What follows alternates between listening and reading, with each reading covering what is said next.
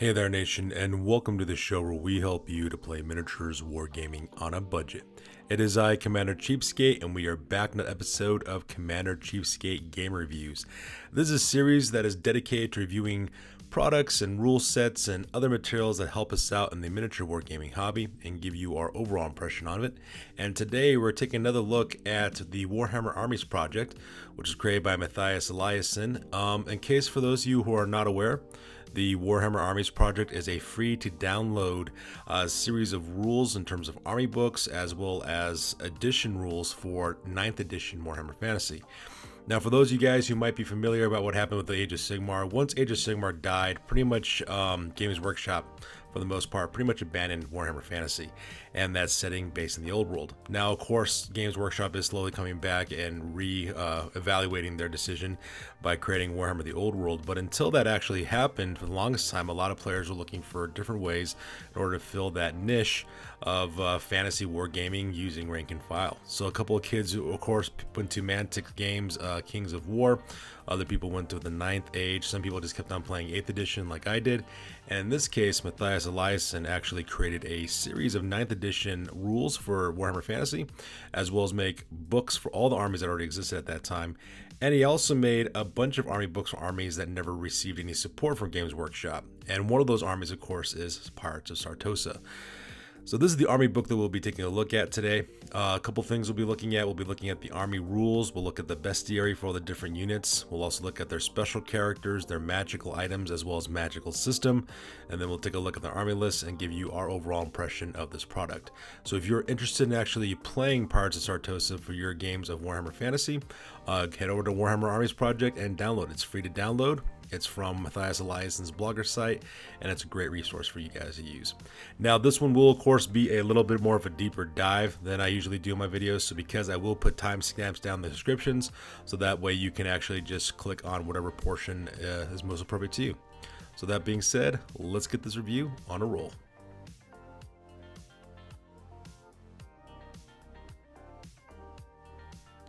So let's go ahead and take a look at the table of contents for Warhammer Pirates of Sartosa. Once again, just beautiful desktop publishing by Matthias Eliasson. It's one of the nice things about his Warhammer's Army Project. I mean, look at this artwork. If you didn't know any better, you would assume that this was actually a real product from Games Workshop. See, this is the map of Sartosa from the game Dreadfleet, which is a short-lived game that talked about naval warfare. Look at that, just the really cool, and like I said before, if you didn't know any better, you would assume that this is a real Games Workshop product, but as you can see here, it is unofficial, so you cannot really use it in official campaigns and tournaments and things, but, you know, who really cares at this point? So let's take a look at the contents. So like we said, for the lore and the background of Sartosa, we're not really going to dive too much into it, just because that's not really a thing I like to focus on. I like to focus on these things instead, like the different units and stuff. However, with that being said, just to give you guys some background about Sartosa, Sartosa is based on Tortuga. Tortuga used to be an island in the south portion of the Caribbean Sea that used to be a pirate stronghold during the Golden Age of Piracy. The Golden Age of Piracy took place pretty much during the 15 and 1600s in our history. Pretty much during that time period, pirates would being given levitor's remark from England, and they could actually attack Spanish shipping because the Spanish, of course, were settling Latin America and South America at that time and bringing back lots of treasure and loot from those areas and bringing it back to Spain. So pirates would, of course, attack Spanish shipping, and of course, as privateers from the English, they would give a portion of their loot to the English crown in exchange for legal protection for being pirates. So that's the time period we're talking about, very much in the Renaissance, which is basically like the same time period that the Empire is supposed to be at, and that's what Sartosa is based on. Of course, this is a mythical, magical version of that in terms of fantasy, but that's pretty much the background of what these guys are supposed to be about. So that being said, let's go ahead and talk about the units real quick. So Wolves of the Sea, which is the units, so let's take a look at the Army Special Rules. So first of all, we have a special rule called Naval Bombardment. It says once per game you may fire D3 cannon shots in the shooting phase from the edge of your deployment zone for every full 1,000 points of models in your army. Each shot is fired from a separate point no more than 12 inches apart from each other and from a height of 5 inches. These use all the normal rules for firing cannons with the following exceptions. After choosing a target and rolling the first artillery die, the cannonball will scatter D6 inches. Resolve the shot as normal afterwards. If a misfire is rolled, count the result as may not shoot. Alright, so I'm not sure about this whole scattering thing, but it is kind of cool though. You do get D3 cannon shots for 1,000 points, so if you're playing a 2,000 point army, you can get anywhere between, 2 to 6 shots. A 3,000 point army could be 3 to 9 shots, so I can see why they scatter. Plus, you're supposed to be firing it from the sea, so it kind of makes sense that they actually do that. I can understand that. We have another special rule here called Dirty Fighting. It says when it is their turn to attack, and you with this special rule may attempt to blind or distract the enemy, roll a d6. On a 4+, the distraction is successful. The enemy unit will suffer -1 of their weapon skill for the remainder of the turn. Roll the rest of your attacks as normal afterwards. That's pretty funny. Then we have sea shanty singers. For the purposes of the rules, a sea shanty singer follows the rules for musician. We have sea legs. All models of this special rule may reroll failed dangerous terrain tests and blunderbuss. It's a weapon with 12-inch range, strength 3, multiple shots D3, armor piercing 1, quick to fire. Blunderbusses do not suffer any penalties to hit for firing multiple shots or for firing at a charging enemy. So pretty cool. So I like the army rule so far. Very narrative. So we go to our first character, which is the pirate captain. Pretty much average stats for a human. 4 movement, 6 weapon skill, 5 ballistic skill, 4 strength and toughness, 3 wounds, 6 initiative, 4 attack, 9 leadership. Pretty much the same kind of stat for a captain with -1 of their weapon skill, 1 less wound, 1 less initiative, 1 less attack, and 1 less leadership. They do have the dirty fighting as well as sea leg special rule and booming voice. Friendly units may use the captain leadership if they are within 6 inches. If they are the army general, their inspiring presence is increased by 6 inches instead. So pretty cool. I definitely could see why captains would use that. Then we have pirate sorcerers. Looks like your typical sorcerer. Movement 4, 3 weapon skill, strength, 4 toughness, 3 wounds, 3 initiative, 1 attack, 8 leadership. Pirate sorcerer has pretty much the same stats except 1 less wound, 1 less toughness, and 1 less leadership. They have the sea lake special rule. It says a pirate sorcerer is a wizard who may use spells from the lore of fire, lore of metal, lore of heavens, lore of death, lore of shadows, or the lore of the deep. So it looks like we have a new lore, magic lore for this edition, which is actually kind of nice. We'll take a look at that here in a little bit. Then we have pirate crew. I imagine this is like your typical just general fighter. Looks like the, typical stats for Imperial guys. 4 movement, 3 weapon skill, ballistic skill, strength and toughness, 1 wound, 3 initiative, 1 attack, 7 leadership. The champion, the scallywag, has 1 additional attack. They have dirty fighting as well as sea leg special rules. Then we have masters and idlers. So let's see here. So we have the bosun. The bosun has movement 4, 3 weapon skill, ballistic skill, strength and toughness, 1 wound, 3 initiative, 1 attack, 7 leadership. They have dirty fighting and sea legs. It says a unit with a bosun rolls D3 for leadership tests except break tests and discard the highest dice. Oh, so that's kind of nice. So it's kind of like a lizard man, almost kind of like an imperial captain leadership bonus. That's pretty cool. The lookout, he's got movement 4, 3 weapon skill, ballistic skill, strength and toughness, 1 wound, 3 initiative, 1 attack, 7 leadership, dirty fighting and sea legs. Lookout, a character within 6 inches of a unit with a lookout may reroll lookout cert tests, and models in that unit may use this rule even if they are below 5 models. Pretty handy there. We have the master gunner. 4 weapon movement skill, 3 lesser skill to weapon skill, strength and toughness, 1 wound, 3 initiative, 1 attack, 7 leadership. Their infantry with dirty fighting and sea legs. Master gunner rule. A unit with a master gunner joined may reroll 1s when rolling to hit with handguns and pistols. If he is part of a war machine crew, that war machine may reroll 1 artillery dice per game. So it looks like this is like an engineer character. And then we have the navigator, who's got 4 movement, 3 across the board for weapon skill, ballistic skill, strength and toughness, 1 wound, 3 initiative, 1 attack, 7 leadership. Their infantry with dirty fighting and sea legs. Navigator. A unit with a navigator may redeploy itself up to 12 inches after all the units have been positioned, but before scouts are placed on the table. Kind of interesting. Kind of like how they have these masters and idlers. That's pretty neat. Now we have deck gunners. These guys are, looks like we are typical infantry guys. 4 movement, 3 weapon skill, ballistic skill, strength and toughness, 1 wound, 3 initiative, 1 attack, 7 leadership. The Deadeye, which is the champion, has +1 ballistic skill. Their infantry with dirty fighting and sea legs. Then we have swivel gunners. Swivel gunners are movement 4, weapon skill, ballistic skill, strength and toughness 3, 1 wound, 3 initiative, 1 attack, 7 leadership. Infantry, they got sea legs as well as skirmishers. Swivel gunners have the following profile: a 36-inch range, strength 6, move or fire, armor piercing 1. Whenever a swivel gunner rolls a 1 to hit when shooting, something has gone wrong with the fire mechanism. Roll another d6. On a 1, the swivel gunner suffers a strength 4 hit. So it looks pretty good. Looks like these guys are the typical shooters for deck gunners, and swivel gunners are a little more powerful, like scouting skirmisher types. So that's pretty neat. I like that. They have buccaneers. Buccaneers have movement 4, weapon skill 4, 3 strength of ballistic skill and toughness, 1 wound, 4 initiative, 1 attack, 7 leadership. The Swashbucklers are champion with 1 additional attack. They have dirty fighting, sea legs, and skirmisher special rule. Swashbucklers. Buccaneers have a dodge 6 special rule in close combat. So it looks like it's like a close combat type of skirmishing unit, which would be good for like protecting flanks and stuff, which is kind of neat. We have harpooners rather. Harpooners have movement 4, 3 weapon skill, ballistic skill, strength, and toughness, 1 wound, 3 initiative, 1 attack, 7 leadership. The Leviathan Slayers got the same stats but +1 for ballistic skill. They're infantry with dirty fighting, sea leg, and skirmisher special rule. Harpoon launchers. A harpoon launcher is the following profile: 36-inch range, 5 strength, mover fire, multiple wounds, D3. Wow, these guys are like portable bolt throwers basically. One-shot bolt throwers that don't penetrate, but still, that could be pretty powerful, especially if you're using against monsters or monsters infantry and monsters cav. That's pretty cool. Then we have Swabbies. Swabbies have movement 4, 2 weapon skill, ballistic skill. They have 3 strength and toughness, 1 wound, 3 initiative, 1 attack, 6 leadership. The Press Gangers got 1 additional attack. They're expendable. So this is like your typical expendable infantry that every army looks like it has. So these guys are just sent to be killed and to like basically die, which is actually kind of neat. Then we have Shipmates.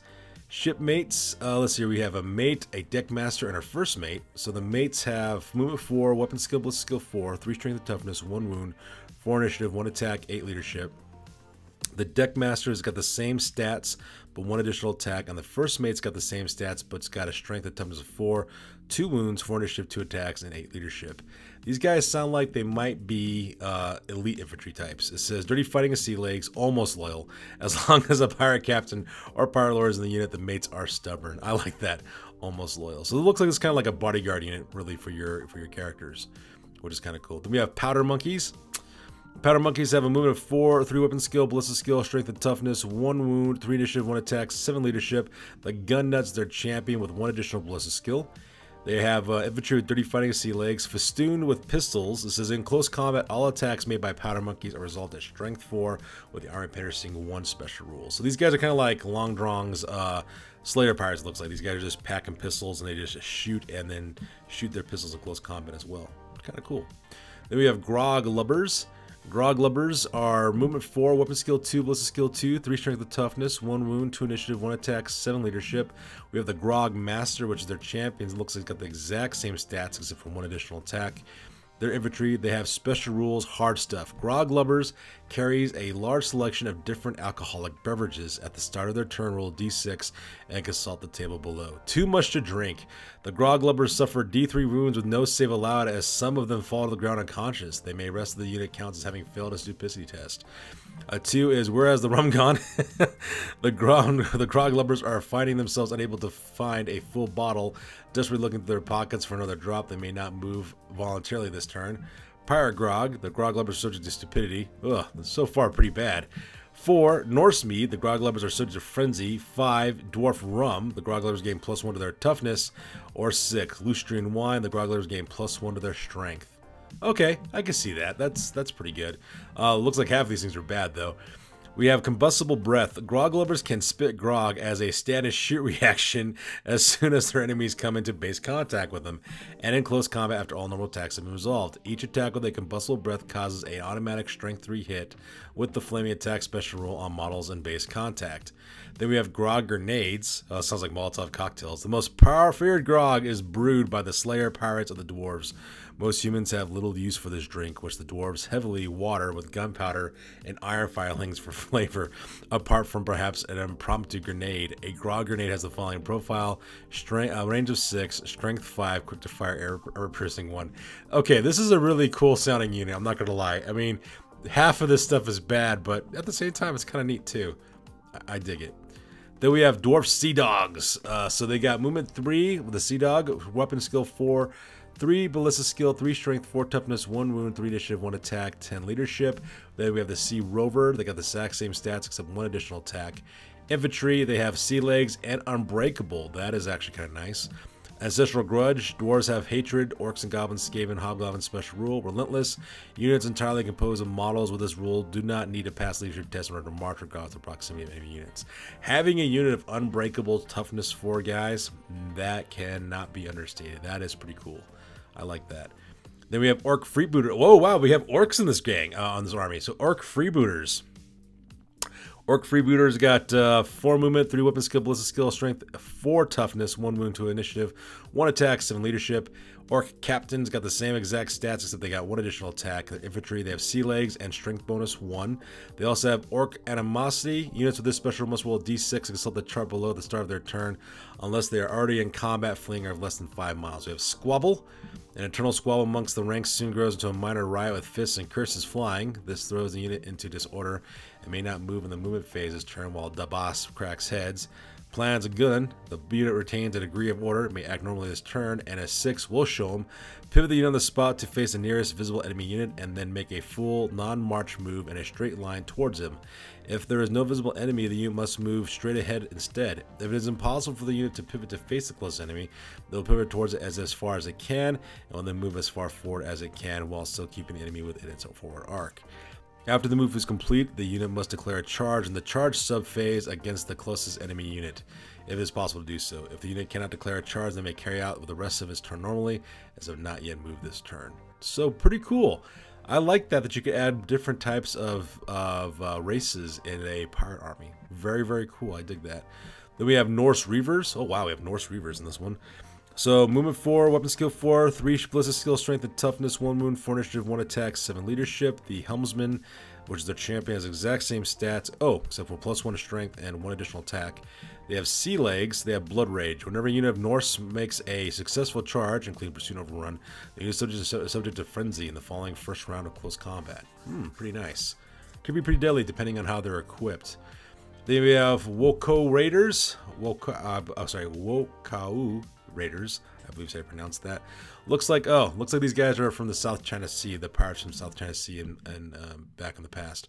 So the Woku Raiders got 4 movement, weapon skill, 3 ballistic skill, 3 toughness, 1 wound, 4 initiative, 1 attack, 7 leadership. The Shanghaier has got the exact same stats, 1 additional attack. They have sea legs and ambushers. Oh, ambushers, that's kind of nice. They also carry the Oriental Longsword. These swords that are typically used by Cathayan soldiers and Nipponese Ronin. Expertly crafted, they are a deadly weapon in the hands of a skilled swordsman. Oriental longswords have the following profile. Combat, strength as user, requires 2 hands, armor piercing 1, parry 6 up.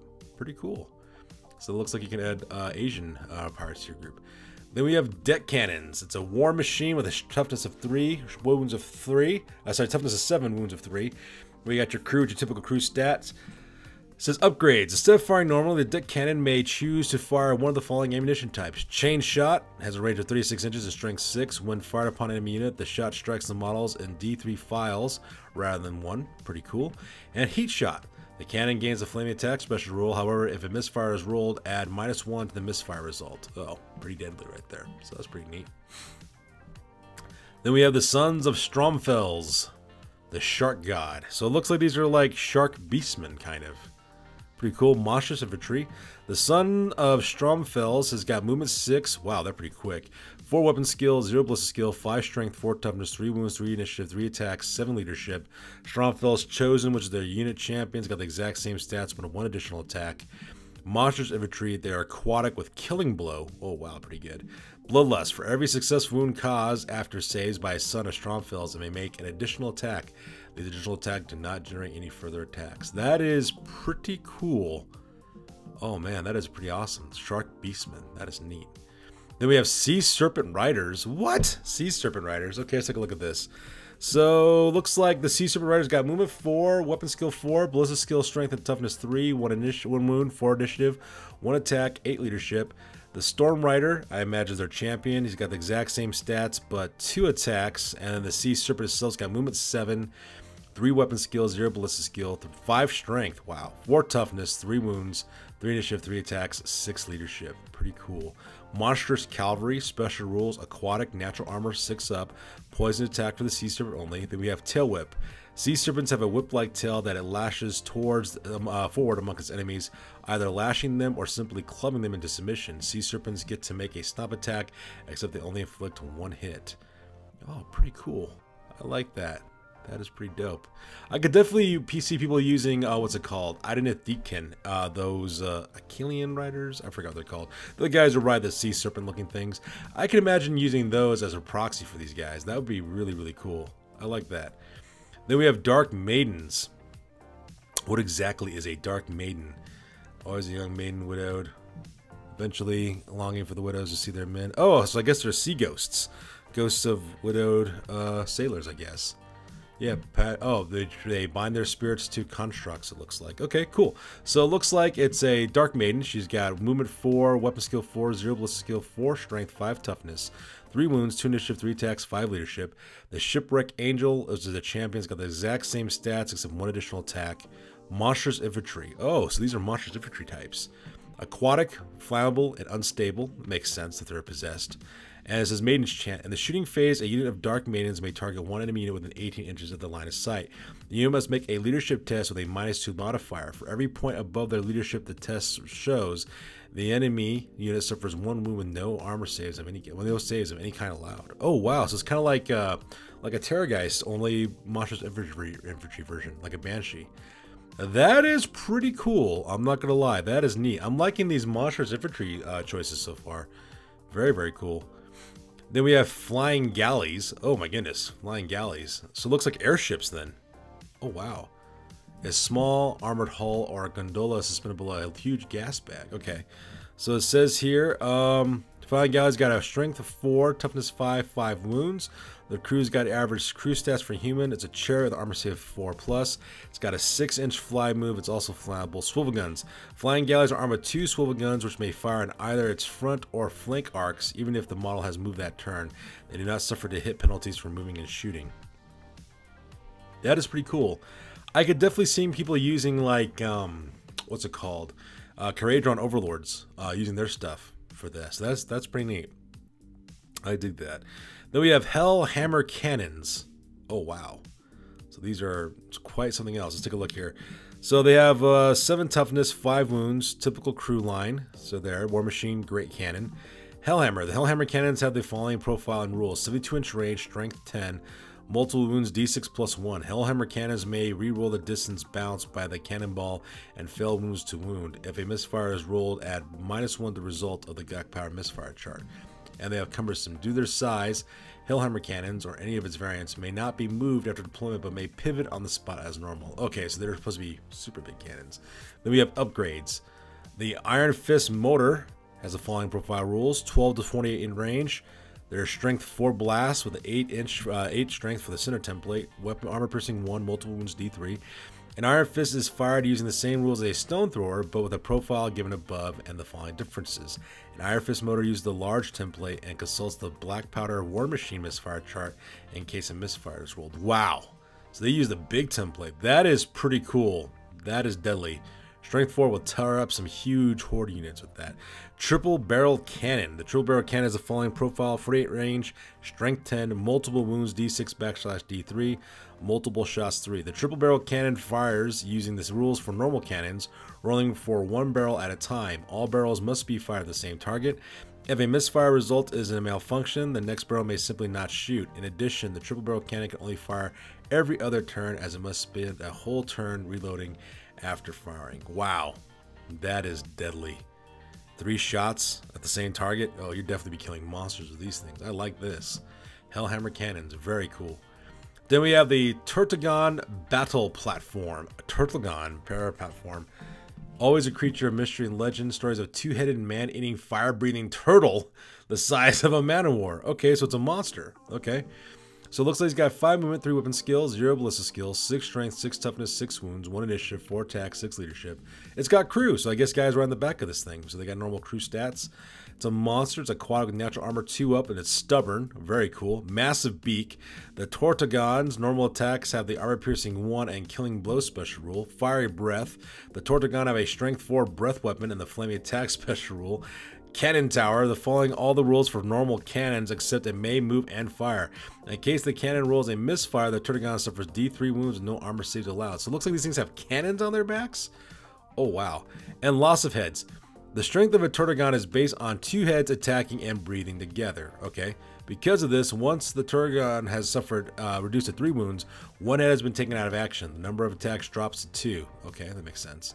In addition, the loss of heads makes for fewer flames when it breathes, so the strength of the Turtagon's breath weapon is reduced to strength 2. Okay, that makes sense. A 2-headed giant turtle monster with a cannon on its back. That is scary. That is cool at the same time, though. Then we have a sea giant. Sea giants, popular the many fell beasts from the dreaded Black Leviathan to the legendary Kraken. So it looks like we have giants now. Okay. So it's got movement 6, 3 weapon skill, 0 ballistic skill, 6 strength and toughness, 6 wounds, 3 initiative, 5 attacks, 10 leadership. Okay. It says they are a monster that are aquatic with immunity to psychology, armor, natural armor 6 up, stubborn, anchor smash. Rather than attack normally, a sea giant may make a special attack. If this attack hits, it is resolved at strength 10 with multiple wounds, D6 special rule. Okay, so this is more like a tree man more than like your typical orc and goblin giants. There's no special attack chart. It looks like it's just straight up, it just attacks like normal, like a tree man does. That is pretty cool. I dig that. I like that a lot. Alright, so that pretty much makes up all of our units for the Pirates of Sartosa. So we're going to take a quick break real quick, and we'll come back with the special characters.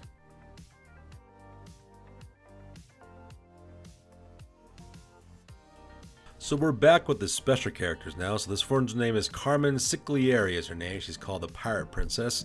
She's got movement 4, 6 weapon skill, 5 ballistic skill, 4 strength and toughness, 3 wounds, 6 initiative, 5 attacks, 9 leadership. Infantry special character. She's got booming voice, dirty fighting, fear, and sea lake special rules. Pirate Princess, all friendly units may re-roll failed fear and panic test within 12 inches of Carmen. She's got the magic weapon Tidebreaker. It says all attacks from the sword always wounds on at least a 3+. In addition, no armor saves may be taken against it. And the Blasted Skull, which is a talisman. It says the skull gives Carmen 4+ ward save. In addition, for every 1 rolled on an enemy's 2 wound roll against her, they suffer 1 wound themselves with no armor saves allowed. Very cool. So it sounds like she is the leader of the, or one of the leaders of Sartosa. Then we have Jago Roth, Captain of the Hildenhammer. Oh, that's cool. This is the Hildenhammer is actually a ship from the board game Dreadfleet. Dreadfleet was a board game. It's kind of like Man of War of old. It was about naval combat in the Warhammer Fantasy universe, and you had like mercenaries and pirates and stuff versus the undead. So that is pretty cool. So he's the captain of the Hildenhammer, which is the most powerful ship they had in their fleet. So it sees he's got movement 4, weapon skill 5, ballistic skill 5, 4 strength and toughness, 3 wounds, 5 initiative, 3 attacks, 9 leadership. He's got booming voice and sea lake special rule and will of steel. Captain Roth and any unit he is with may reroll any failed leadership tests when fighting in challenges. He may reroll all failed rolls to hit. Captain of the Hildenhammer, if Jago Roth is included in your army, you may fire an additional D3 shots when using the naval bombardment special rule. He's got a repeater pistol with a range of 12 inches, 4 strength, 1 attack. Using close combat. Armor piercing 1, quick to fire, requires 2 hands. He's also got the Arcane Moon Dial, which is an enchanted item. You 1 use only. When used, the Moon Dial allows Roth and any unit he is with to move as if they have the Ethereal special rule for the duration of the turn. Indigo Roth's Sea Chart. This Sea Chart gives Roth the Navigator special rule. And Arabian Spyglass. This Spyglass gives Roth the Sniper special rule. In addition, once per Sartosan turn, 1 enemy unit within line of sight must reveal all hidden units, special upgrades, and magic items. That's pretty cool. This guy's pretty, Jago Roth is actually pretty good at all that stuff, so I like that. He's a good character. Then we have Aranisa Saltspite, Queen of Tides, Captain of the Swordfish. I believe she is also another Dreadfleet character, I believe. I have to double check on that, though. So let's talk about her real quick. So she looks like she's movement 4, weapon skill 6, 5 ballistic skill, 4 strength and toughness, 3 wounds, 6 initiative, 4 attacks, 9 leadership. Infantry, she's got booming voice, dirty fighting, hatred, warriors of chaos, Norska, as well as sea lake. She's got the spear, fisher's net. At the start of each round of close combat, Aranessa may target 1 enemy model in base contact. Roll to hit against the target. If successful, that model is ensnared and suffers minus D3 to its attack this round. Pretty cool. We have the Bless of Manon. Aranessa and any unit she is with may reroll 1d6 when charging and pursuing enemies. In addition, Aranessa may reroll 1 roll to hit or to wound. Each round of close combat has a ward of 5+. She's also got Kraken's Bane. It's a magical weapon. It's a polearm. Kraken's Bane gives Aranessa +1 strength, +1 attack, and the heroic killing blow special rule. Oh, so this girl's good for like taking out enemy characters. Very, very cool there. All right, I like that. Then we have Giacchino De Falco, I believe is how you pronounce his name, is called the Crazed Captain. Giacchino De Falco. Oh, I wonder if it's supposed to be based on Captain Jack Sparrow. All right, like Giacchino, Sparrow, De Falco, Crazed Captain. Huh. Kind of interesting looking. Let's take a look at this. So this guy's got movement 4, weapon skill 6, ballistic skill 5, 4 strength and toughness, 3 wounds, 6 initiative, 4 attack, 6 leadership. He's got sea legs. Any man who falls behind is left behind. Giacchino and any he is with have the swift stride special rule in fleeing. Strange and confused. It says, at the start of your movement phase, roll d6 and consult the table below to see what is on Giacchino's mind this turn. 1. Did no one come to save me just because they missed me? Disappointed with the lack of apparent affection for him, Giacchino sits down and sulks while his crew desperately tries to encourage him. Giacchino and the unit he is with cannot move voluntarily this turn. Yeah, this is definitely based on Captain Jack Sparrow. Up is down, and a sudden stroke of utter madness, Giacchino orders his crew to immediately turn in the reverse direction. Giacchino and the unit he is with is immediately takes a reform, even if in close combat, turning in the opposite direction of what they are currently facing. 3. Now we're being followed by rocks. Spouting utter nonsense, Giacchino sets off forward with his confused crew falling after. Giacchino moves using the random movement 2d6 special rule for this turn. Then we have 4. Now where is the monkey? I want to shoot something. Looking for a suitable target, any target, Giacchino immediately starts swinging and firing towards whatever's in front of him. Giacchino may immediately make an extra shooting or close combat attack towards an enemy within line of sight. But you have heard of me. Confounded by the enemy's lack of knowledge regarding his person, Giacchino sits upon explaining his importance with complete disregard for his own safety. Giacchino is stubborn, but may not attack until he rolls on the table again. Wow, this guy's interesting. It's Captain Giacchino de Falco. Yep, this is definitely Jack Sparrow. Outraged at the improper use of his title, Giacchino lashes out at the foe. Giacchino must immediately declare a charge against the nearest enemy unit. He is subject to hatred and frenzy until he rolls on the table again. We have 1 bullet, 1 shot. It says, before the start of the game, choose 1 enemy character on the table. Once during the game, Giacchino may take a special shot with the sniper special rule against the chosen model. This shot is resolved with the killing blow special rule. We have the K-Tiff's Cutlass. This cutlass grants Captain Giacchino the Parry 5-0 special rule. For each wound suffered, he gains +1 to his parry save and Lucky Charms Talisman. Giacchino has magic resistance 2. In addition, enemies must reroll 6 rolls of 6 to wound to him. This is kind of neat. He's got a lot of cool stuff, but I don't really see him being all that competitive in an army. But still, it is kind of neat, though. I dig it. I dig it. That's pretty neat. Then we have Crusher the Anchorman. Crusher the Anchorman, eh? Oh, so he's supposed to be a man-eater pirate. So let's talk about this guy real quick. So he's got 4 movement, 5 weapon skill, 4 ballistic skill, 5 strength and toughness, 4 wounds, 3 initiative, 4 attacks, 8 leadership. He's also got a giant parrot, which has got 2 weapon skill, 2 strength, 2 initiative, 1 attack. I think it's supposed to be based on the pirate man-eater miniature. He's a monstrous infantry special character with immunity to psychology, impact hits 1, and sea legs. He's got a brace of handguns. 24-inch range, strength 4, armor piercing 1, multiple shots 2. He's also got the giant parrot. It says, in the first round of combat, the parrot gives all enemies in base contact with Crusher -1 to hit unless they can pass a leadership test. And then we have the Lucky Smasher. It says, great weapon. All attacks with this weapon have the multiple wounds D3 special rule. In addition, Crusher may reroll 1s when rolling to hit. That's kind of funny. I dig it. Then we have Fleur and Estella, also known as Flint and Steel. Fleur and Estella are the daughters of famed Bretonian buccaneer Henry Morgaine and Estelian corsair Calico Carlos, born of a simple working girl in the port of Sartosa. So these are supposed to be like twin sisters, I take it. Okay. So let's see here. So Estella's got 4 movement, 5 weapon skill, 4 ballistic skill, 4 strength and toughness, 2 wounds, 5 initiative, 3 attacks, 8 leadership. Fleur's got 4 movement, 4 weapon skill, 5 ballistic skill, 4 strength and toughness, 2 wounds, 4 initiative, 2 attacks, and 7 leadership.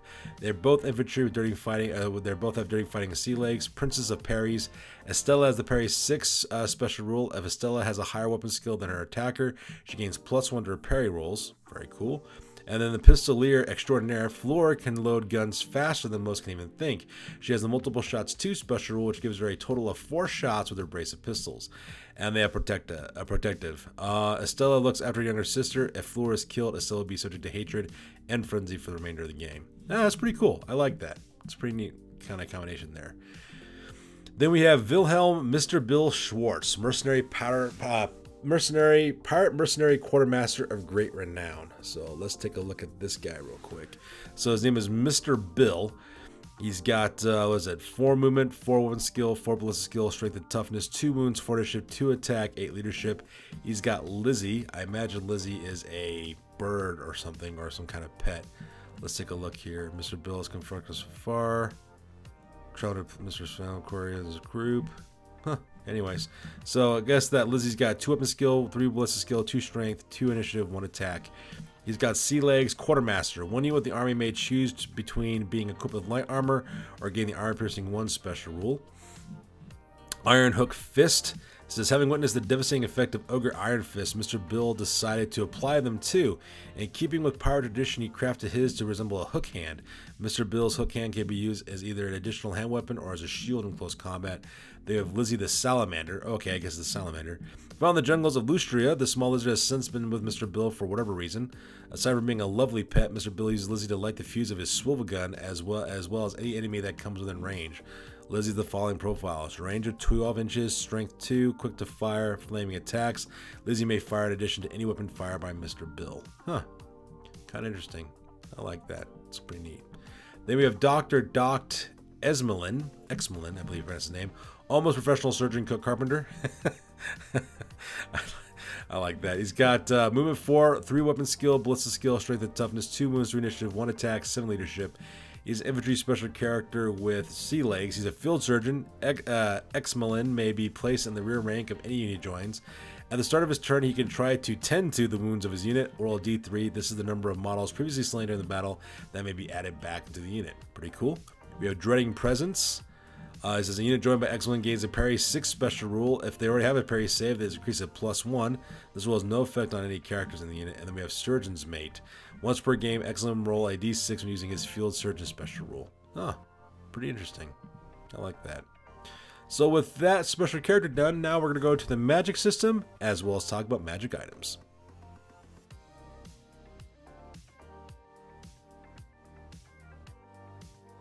Alright, so now we're back with the magical system as well as magical items. This is the Lore of the Deep, which is the unique lore, spell lore that they use for this army. It says Kiss of the Deep, which is the Lord's attribute. Whenever a spell from the Lore of the Deep is cast on an enemy unit, the unit also suffers D6 Strength 1 hits, which ignores armor saves in addition to the effects of the spell. So represent the fact they're being hit with water. I dig that. So the signature spell is called Tide Call, cast an 8+. Tide Call is a direct damage spell. The caster makes a Strength 2 breath weapon attack.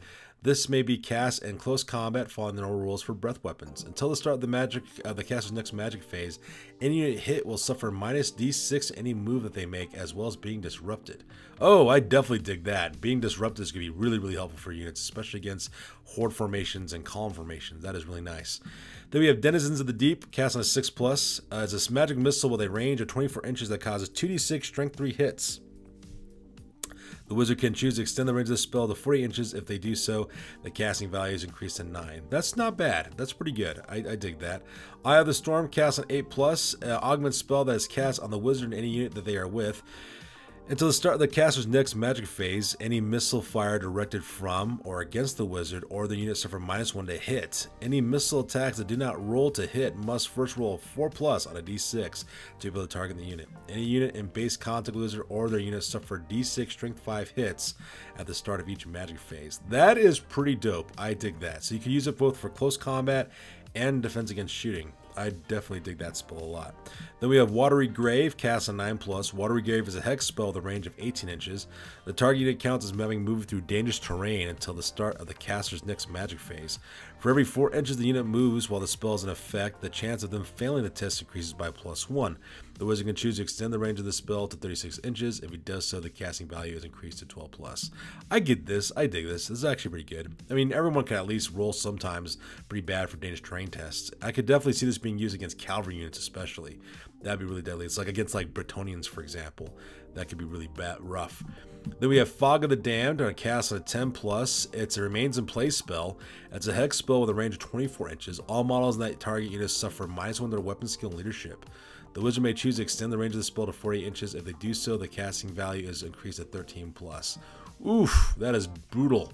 -1 to leadership and weapon skill, and it's a remain in play. That definitely Fog of the Damned. I get it. Then we have Stromfell's Jaws, cast on a 14+, direct damage spell. Place a small template anywhere within 18 inches. It will scatter d6 inches. Any model touched by the template suffers a strength 5 hit with the multiple wounds D3 special rule. The wizard can choose to increase the power of this spell to use a large template instead. If they do so, the template scatters 2d6 inches and the casting value is increased to 17. That's pretty powerful. I get that. That's a good one. I'm not sure about the scattering part, but that part's pretty neat. Then we have 6, the penultimate spell, Kraken's Pool, cast into 15+. Once the mighty Kraken's tentacles take hold, only the strongest can fight their way free. Remains in play. That's promising. Kraken's Pool is a magical vortex that uses the small round template. Once the template is placed, the player then nominates the direction in which the Kraken's Pool will move. To determine how many inches the template moves, roll 3d6. Any model touched by the template must pass a strength test, suffers 1 wound, with no armor saves allowed. Any surviving models have their movement value lowered by half until the start of the caster's next magic phase. In subsequent turns, Kraken's Pool travels in a random direction and moves a number of inches equal to 2d6. If a double is rolled in subsequent turns, Kraken's Pool is removed. The wizard can choose to increase the power of the spell to use a large round template instead. If they do so, the casting value is 25. That is pretty powerful. I dig it. I like the fact that it can reduce your enemy's movement phase. So it looks like this is kind of like a way to like control enemy movement so far. I'm digging that spell lore. I could really definitely see this being quite useful. So then we have the Pirate's Booty, which is the magic items. Let's take a look here. We have Pistols of King Death, which is a 45 point. This is legend says that Black Weird himself carried these pistols on the King of Death. All right, so it says brace of pistols. All fail to hit into wound rolls with these pistols may be re-rolled. This includes both close combat and shooting attacks. That is pretty handy. I'm not sure for about 45 points handy, but still pretty handy. We have Lucky Levi's Hook Hand for 45 points, the magic weapon. Additional hand weapon. All attacks of this hook are made at +2 strength. That's a little steep for 45 points. The Bloody Nora, 40 points, is a magic weapon. The wielder of this weapon gains D3 +2 extra attacks on any turn he charges and gives him +2 extra attacks in subsequent rounds. That's pretty cool. I can imagine that. That's pretty neat for 40 points. Then we have Sloppy Crookshank's Long Lust Cutlass for 35 points. The first attack directed towards the wielder in each round of close combat automatically misses. In addition, he gains +1 hit and armor piercing special rule. Could be useful in challenges. I can see that. Then we have Bloody Bill's Buckler for 35 points. The magic armor. It says the Buckler, this wielder gains parry 6+ special rule, and any enemy attempting to strike him in close combat suffers -1 to hit. Pretty cheap, steep for 35 points. Then we have the Whalebone Charm for 30. It's a talisman, 1 use only. When used, enemies must re-roll successful rolls to wound against the wearer for the duration of the turn. In addition, when the wearer would normally lose his last wound, this automatically negate on a 2+. I could see this being used for challenges, especially if you got a character you're worried about losing in a challenge. I did that. Dead Man's Chest for 65 points, enchanted item. 1 use only. The Dead Man's Chest can be opened at the start of any Sartosan turn as long as the model carrying it is not in close combat. When used, the character and the unit he is with gains the animated construct, fear, and unstable special rules. For all intents and purposes, the unit is now undead for the remainder of the battle. In addition, it adds +1 to their combat resolution. Pretty deadly. I could definitely see this being used for like those militia guys, those press gang guys, those guys who are like expendable. Throw this on them and make them, cause fear and stuff. That's kind of cool. Polly the Parrot is 20 points as a talisman. All enemies attempting to strike the owner must reroll 6s to hit in close combat. In addition, the owner gains a ward save 3+ against war machines. Wow. Yeah, I could definitely see that being useful, especially if you can ride monsters of any sort. I'm not sure if you can or not, but that could be helpful. For 20 points, it's pretty good. The Gentleman Jenkins Trusty Compass at 30 points. The character and 1 unit of his choice that he may join may deploy as scouts. In addition, they may reroll all failed rolls to reform during the battle. That could be really useful as like an ambushing unit, really. And then with the Jolly Roger, 55 points, magical standard. This unit carrying this standard causes fear and gains a devastating charge special rule. Pretty steep for 55 points, I will add. I will say that. But having that ability to cause fear, though, that could be pretty powerful. I gotta definitely see that. Alright, so that makes up the magic items as well as the magic system. So now we're going to talk about the Sartosan army list.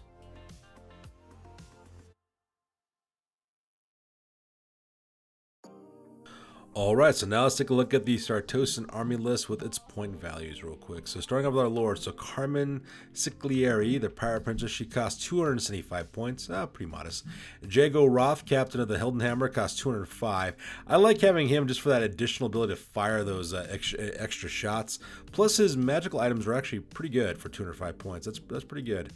Then we have Aranessa, Salt Spite, the Queen of Ties. She's 250 points. That career crowing below can make it that way. Giacchino de Falco, the Crazed Captain, 160 points. He's a little too expensive for what he can do because he actually has a lot of handicaps, so not so great. Then we have Pirate Lords, cost 110. They may be armed with bucklers, additional hand weapons, or great weapons for 3 points, 3 points, 8 points apiece. They may take one of the following: a pistol or brace of pistols, handgun, blunderbusses, and throwing weapons. They may wear light armor, no heavy armor. That's bogus. And they can take magic items up to 100 points. So 5 for pistol, 8 for brace of pistol, 5 for handgun and blunderbuss, 2 for throwing weapons, 3 for light armor, 100 points. I can see why, though, they don't have heavy armor, just because, you know, they're on boats, but still, come on. Then we have the Sorcerer Lord. It costs 165 points. Level 4 upgrade 35, may take 100 points of magical items, so no change there. Then we have our heroes. Crusher the Anchorman costs 180 points. Flora and Estella 150 points. Mr. Bill costs 90 points. Dr. Doc Exmelin costs 95 points. Pirate Captains are 60 points. Let's see here. They take bucklers, additional hand weapons, and great weapons.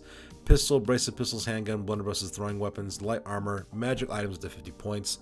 Pirate Sorcerers cost 65 with 35 points level to level 2.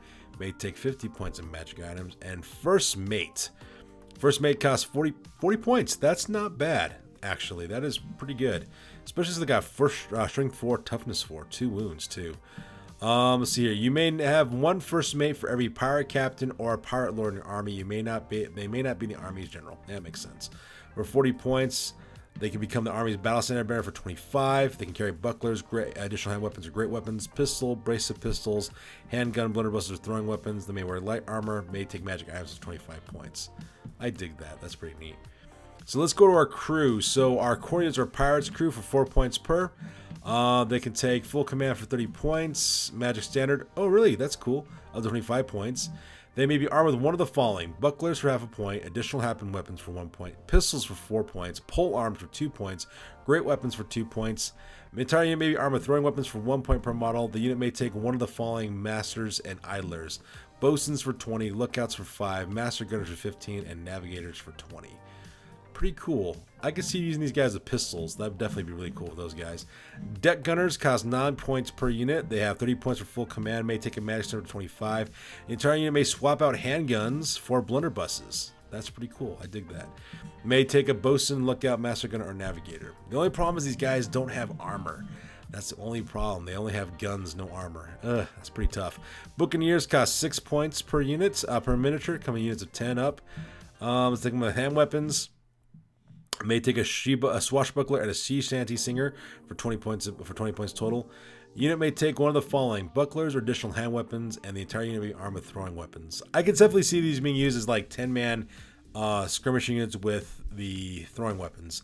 That could be really helpful. Oh wait, harpooneers are core units too. So those guys that fire the harpoons, they're core. Oh wow, they come with javelins, and we know how powerful those harpooneers were with 6 points per model. That is pretty good, actually. Can take a harpoon launcher for 10 points. Oh, that's why. Because the Leviathan Slayer only carries 1 harpoon launcher. Okay.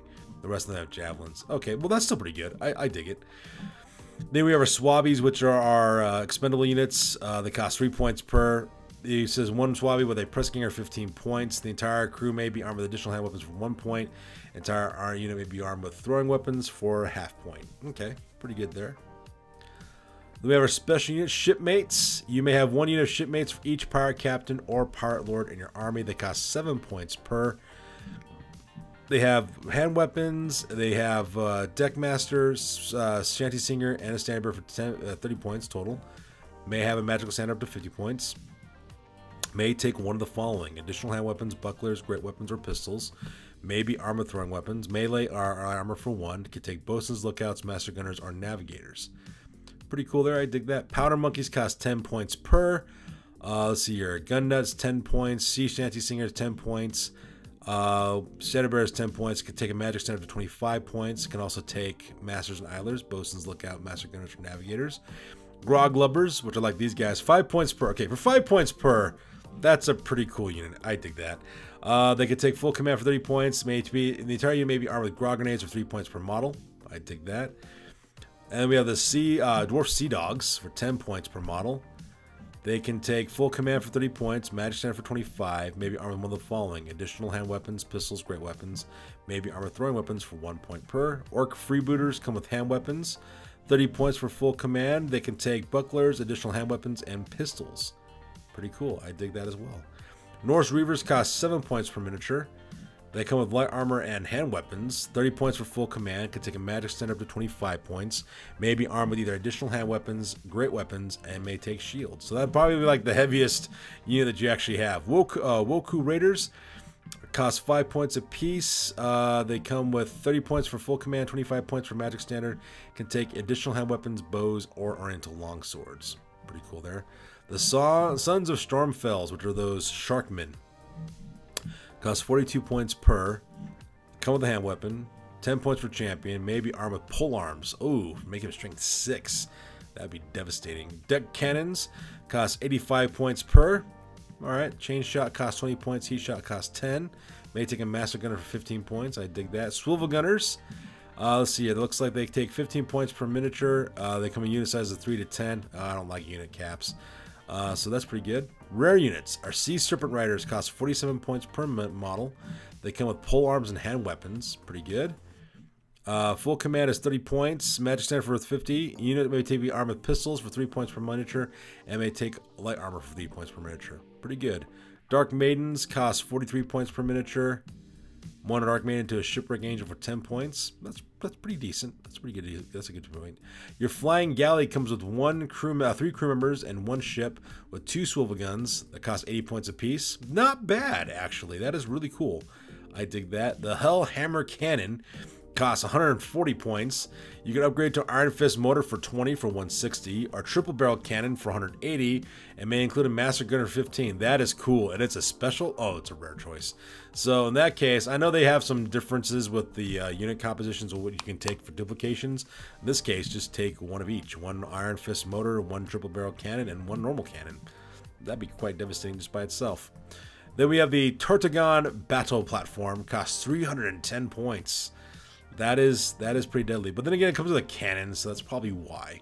You know, I can see that. That's a fair price. And the Sea Giants cost 200 points as well. That's pretty good. That's pretty decent. And there you guys have it. That makes up the army lists for this one.